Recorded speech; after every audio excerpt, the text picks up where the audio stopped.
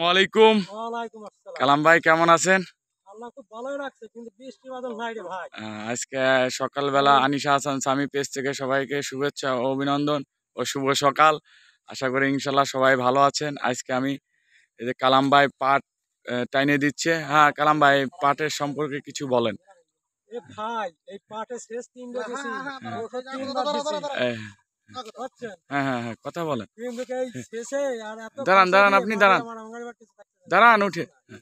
হ্যাঁ, তবে আমার কৃষি মন্ত্রীর কাছে হলো আবেদন, জি জি তিনি মাঠে নামেন, সাংবাদিক গিয়ে হ্যাঁ দেখান যে হ্যাঁ কৃষক কি করতেছে।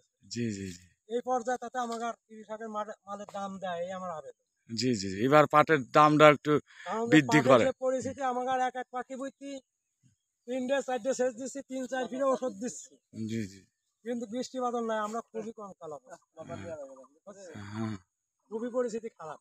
জি জি। শেষ কয়টা দিয়েছেন? এই 4টা? দুই দিলে আমার শেষ 3 চলে গেছে, 4 কালকে দেবো। জি জি বুঝছেন, জি। এই নির্দেশ করি। ওরে বাবা, তাই তো অনেক ওষুধ খরচ দেওয়া হয়ে হয়ে গেছে যাচ্ছে। 3 বার। হ্যাঁ এই তো পরিস্থিতি মাঠে রাখো। বুঝছেন? আমার কারণ হলো প্রচন্ড খরচা পড়ে যাচ্ছে, তাই আমার এই কৃষি মন্ত্রীর কাছে আবেদন, আমার পাটের দামটা যেন এবছর সে ভালো দেয়।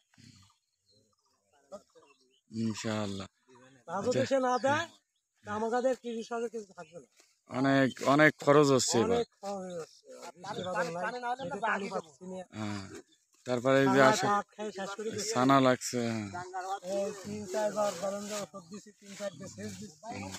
এরপরে পরিশ্রম করে নিয়ে যাইতেছি, এক পাহাটি বই পাট কাটতে আমার 8,000 হ্যাঁ, টাকা টানেন খরচ। টানেন এখন। হ্যাঁ ইনশাআল্লাহ, আশা করি ইনশাআল্লাহ এবার পাটের দাম বাড়াবে অবশ্যই, কারণ আসলে কারণ হলো কি যে হ্যাঁ, এবছর আমরা প্রচন্ড অনেক খরচা। অনেক ব্যয়বহুল খরচ হচ্ছে আর কি। জি। তারপরে আমার তো মালের দাম না দিলে আমার আর কিছুই থাকবে না। ওরা পেঁয়াজ চাইছিলাম, জি জি তাতে পাটের ভিতরে সব চলে গেল। জি জি। এই দেখেন পাটের যেমন সরকার কোয়ালিটি। এবার পেঁয়াজের দাম যা দিচ্ছে, তাতে আমার বাইরে খাওয়ার মতো ক্যাপাসিটি আছে, কিন্তু এখন তো আবার দাম কম।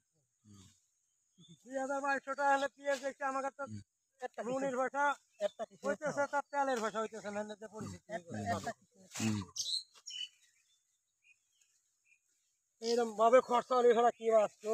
আল্লাহ আমার কাছে একটু মুখ তুলে চাচ্ছে না, যদি আল্লাহ একটু রহমতের পানি দিত, তাহলে তো আমরা বাঁচতাম।